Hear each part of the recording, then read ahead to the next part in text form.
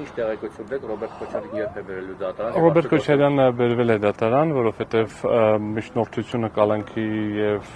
ձերբակալված անձը միաժամանակ են ներկայացվում դատարան։ Գործը մակագրվել է այսօր դատը կքննվի 8:30, նյութերը նոր են ստացել, չենք հասցրել ծանոթանալ։ 2 ժամից մոտավորապես է եւ նույնիսկ հետո ավելի մանրամասն ձեր դետալներ կներկայացնեմ այս պահին նյութերի միացանոթանալ։ Մի վարքան։ Ծարքիս Դադոյան։ Իսկ ո՞նց են մտցրել դատարան, երբ ձերբակալված անձը միշտ հետևանով է, հետևի մոտ։ Երբ այսինքն ժամանակ որ դատարան։ Ես երբ որ իմացել ենք որ տեղափոխել են, մենք ներկայացել ենք, եկել ենք ստանալ են։ Նայեք, պարոն Քոչարյանը մի մոտ 2 շաբաթ առաջ, 10-15 օր առաջ վիրահատություն էր տարել, դրանով էր պայմանավորված ձերբակալման գործընթացում, քանի որ ինտենսիվ գործողություններ էին, դրանով պայմանավորված առողջական վիճակի որոշակի սերացում կար, հիվանդանոցում էր, ես այս պահին վերջին հիվանդանոցից տեղափոխելուց առաջ վիճակի մասին տեղեկություններ չունեմ, միայն կարող եմ ասել, որ 3 դատական նիստը տեղի չի ունեցել, որովհետև բժշկական ցուցում է եղել, որ չի կարող տեղափոխվել, որովհետև կարող է վիճակի սրացում տեղի ունենա։ Իսկ այսօր ինչ է։ Ավարտեմ, ուրեմն վիրահատությունը ենթադրում է, որ մոտավորապես մի ամիս ռիսկային գոտի է եւս 3 ամիս պետք է հսկողության ներքո գտնվի անձը, այդ հետվիրահատական, այսինքն ինքը ուժարտի վրա վիրահատություն է եւ համապատասխանաբար այդ փուլում պետք է գտնվի վիրահսկողության ներքո ընդհանուր առմամբ եւ այսօր հիվանդանոցից տեղափոխելուց առաջ ինչ ա եղել, ինչ չի եղել, դետալներ չեմ տիրապետում, հիմա կճշտենք, երբ որ նյութերը նայենք։ Այսինքն եթե ուղարկում են դատարան, ուրեմն բժշկի ցույց։ Ենթադրվում է, որ առողջական վիճակը բավարարել է, որպեսզի տեղափոխվի։ Այսինքն այն տեսակետը, որ հնարավոր է այսօր դատական նիստը չկայանա կամ հետաձգվի հենց առողջական վիճակի մասով, այդպես չի լինելու։ Նու այս պահի դրությամբ ես չեմ կարող գուշակել, հիմա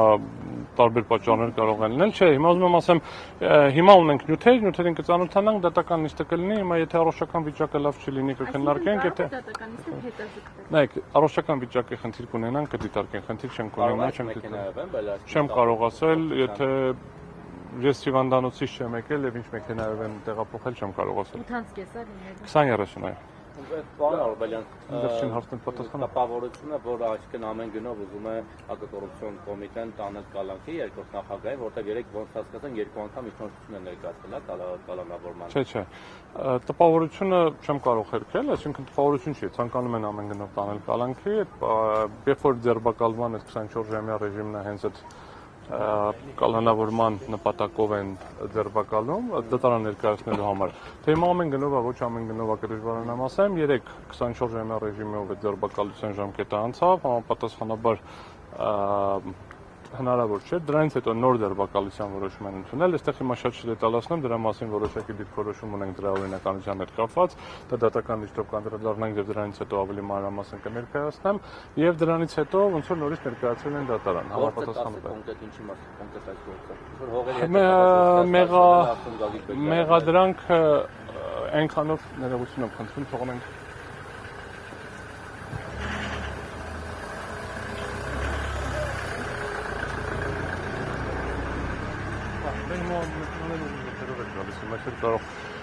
Նայեք, մեղադրանքի մասով շատ հակիրճ կասեմ, մնացածը արդեն դատական նիստից հետո ուղղակի որ հասցնենք, էլի զուտ։ Մեղադրանքը վերաբերվում է նրան, որ ինքը լինելով նախագահ կատարել է սահմանադրական պարտականությունը, այն է վավերացրել է կառավարության որոշումները, որովհետև Հայաստանի Հանրապետության Սահմանադրության 95/2005 թվականին գործած խմբագրությունը ենթադրում էր հետևյալ կառուցակարգը, որ Հայաստանի Հանրապետության կառավարության որոշումները ստորագրում է վարչապետը, որ որոշումները ընդունում են նախարարները, վարչապետը ստորագրում է վարչապետը եւ ավերացնում է նախագահան։ Ի տարբերություն օրենքների, որտեղ կար այն ժամանակ վետո իրավունք, հետ ուղարկելու, որևէ ընդհանրակարգ չվավերացնելու կառավարության որոշումները չկար եւ մեզ առնվազն հայտնի չի, սա ինչ եմ ասում, որովհետեւ ընտրություններից հետո այդ որ ԿՀ-ում բարույթ էր եւ էլի նմանատիպ, մի էպիզոդը դրան էր վերաբերվում, հա 2000-ական մինչև 2005 թվականին է վերաբերում, էլի, այսինքն այդ անշարժ գույքերը հիմա սովորական կառավարության որոշումների մասին է, ավելի մանրամասն կասեմ ձեզ դատական նիստից հետո ուղղակի զուտ ֆիզիկապես հասցնելու առումով խնդիրը հետեւյալն է, այսինքն ինչ որ տարբեր հողերի մասին է խոսքը գնում, որոնք վաճառվել են ինչ-որ ընկերությունների, որտեղ ուղղակի տեքստում պարոն Քոչարյանը դրանց մեծ մասին ընդհանրապես տեղյակ չէր, այսինքն չի իմանում ինչա, հիմա պետք է մենք նայենք հասկանանք ինչ նյութերը ինչա ոնց է։ Մի մասը ինչ-որ մարդկանց հետ վերջնական, ասենք մի քանի վաճառքից հետո մարդկանց է պատկանում, ովքեր ինչ-որ առնչություն ունեն Ռոբերտ Քոչարյանին, բայց ուղղակի իրեն պատկանելու կամ ինչ-որ անձնական շահագրգռվածության հիմքերը չենք տեսնում։ Դրա մեջ է մտնում նաև հողերից մեկը Պլեսիցի ինքն էլ ժամանակ եղել է պաշտպանության նախարար, Անդրանիկ Մարգարյանը եղել է վարչապետ, Էլնեղով կար Երևանի քաղաքապետներ ոնց որ այն ժամանակ գնահատում են որ Սերժ Սարգսյանի նկատմամբ համանշտորագրություն Բովանդակային չեմ տիրապետում,